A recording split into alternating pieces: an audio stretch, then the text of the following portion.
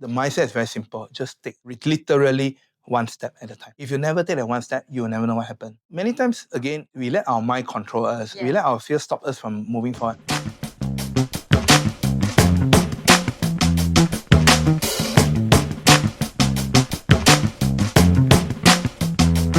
Hi everybody, thank you for joining us today. And our special guest is Loh Boon Siong. He is the founder and managing director of Align Group. Thank you, Boon Siong, for joining us. Thank you for your time. Welcome. Thanks. We're just very excited to hear about your entrepreneurial journey. How did you go into this business? There's always one motivation behind me that why do I want to go into business? I was with Singapore Airlines. I was a commercial manager managing Indonesia market. So it really struck me that one day that, I want to do more than just being in a corporate. Why did I go into business? I think has to go really attribute to this very, very deep motivation about helping people. And when I look back, that spark has been there all around since young. I want to live a useful life.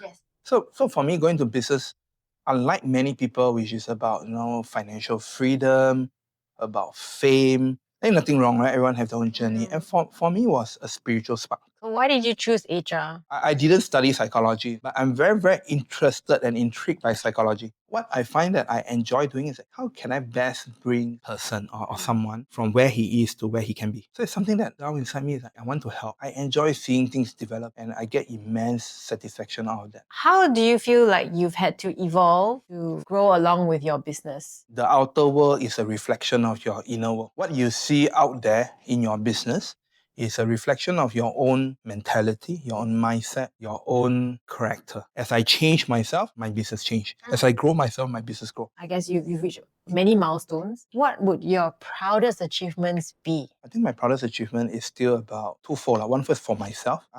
As I learn more, my business also grow. So you can really see that relationship. Are there any particular lessons you've picked up from this growing and changing that you feel like are integral? All my daily circumstances, what I do, what I spend my time with, who I spend my time with, will eventually reflects that reality. So one of the key lessons to me is that I am my own limit. Am I happy at where I am now? I'm happy and grateful with life generally, but I said, hey, I don't think I've reached my full potential. Move it to the next level from millions to billions, right? We have to be very brutally honest with ourselves there. How do you then overcome that? I think being conscious about it. Once you're conscious, I think I'm limiting myself. Just that awareness will help us to move forward.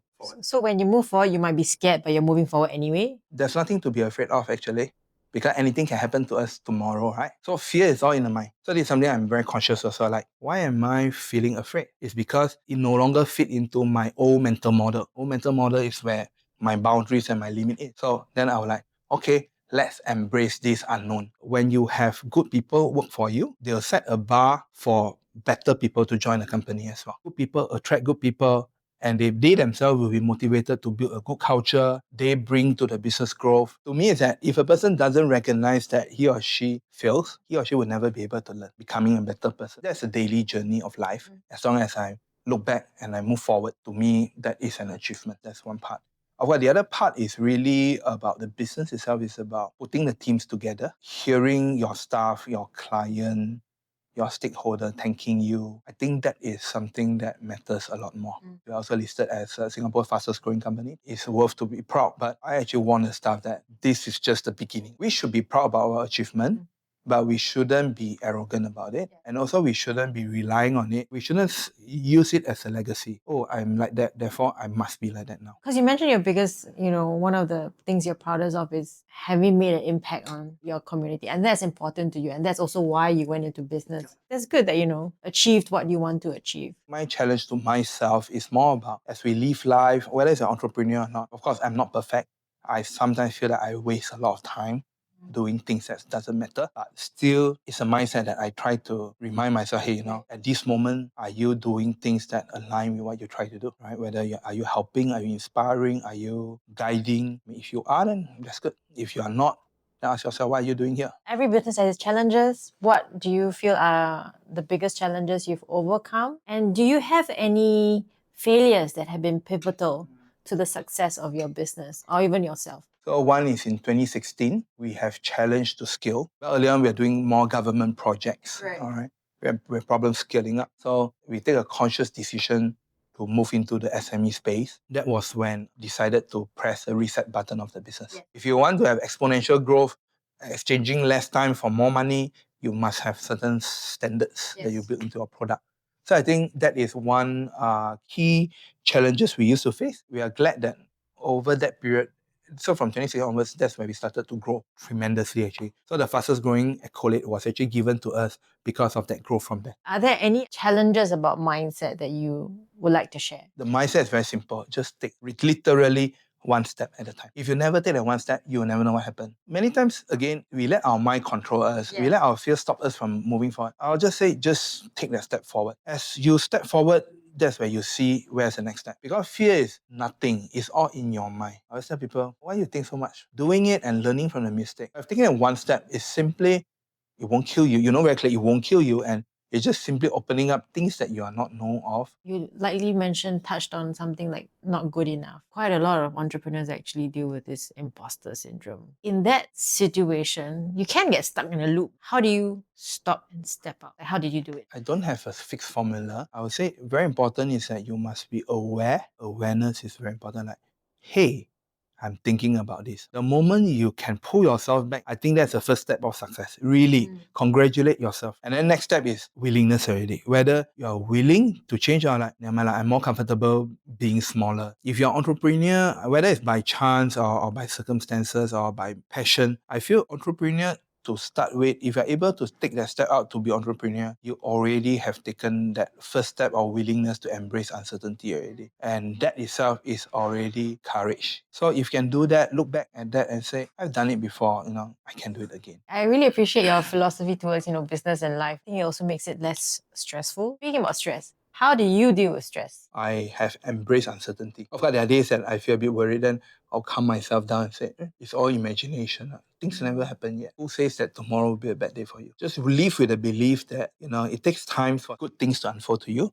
But at the end of the day, don't let yourself be bothered too much by things that hasn't happened. And stress also happens when you hope for something to happen and you're worried that it doesn't happen. One is that it has happened already. Why do you stress about? The other one is that it hasn't happened yet. So why do you stress about? So one of the things I wanted to ask, and since you're in HR and all, you understand how to build company culture, ensure that your staff are on board. Like, how do you inculcate that culture? What are your approaches to that?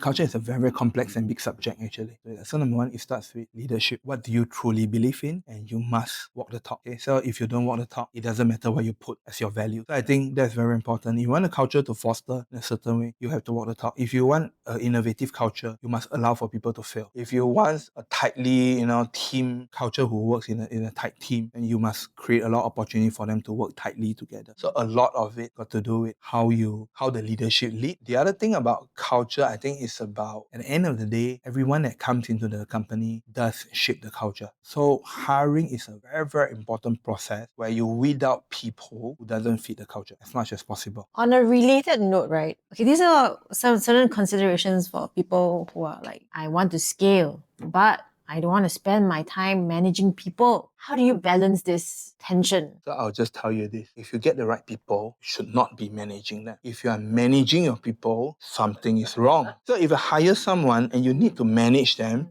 so for example, like recently, my staff was considering hiring somebody in. Then she said, but I can't trust her. I need her to do a weekly report.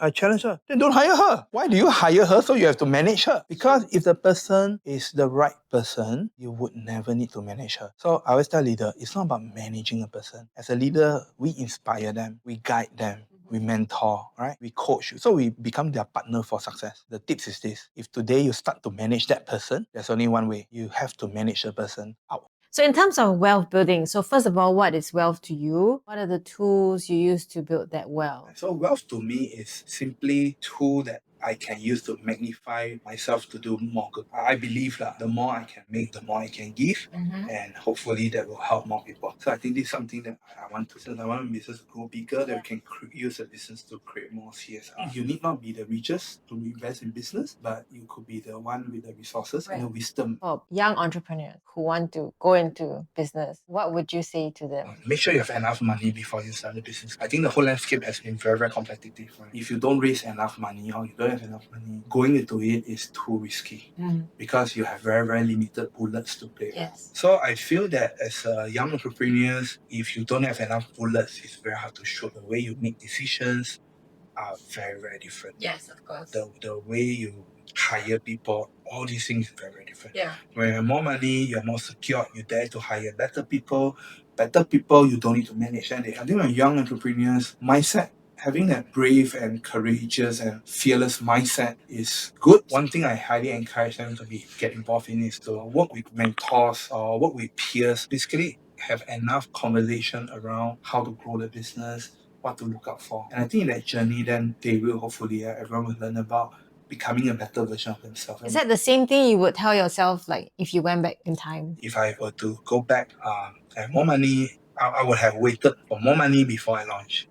That would have made my life a lot more easier. Yeah. Well, it's still challenging, but I tend to have this sense of inadequacy. And I think because when you have this sense of inadequacy, you tend to sometimes you want to show you have bigger muscles. Sometimes that is to use to cover your fear, right? I would say now I'm a lot more authentic. I don't mind sharing my deepest secret to people because I feel at the end of the day, that's where you shine. When you are becoming yourself, you shine. And when you shine, you help many other people. Okay, last question I have. How do you manage your family and your business? You can't manage anyone.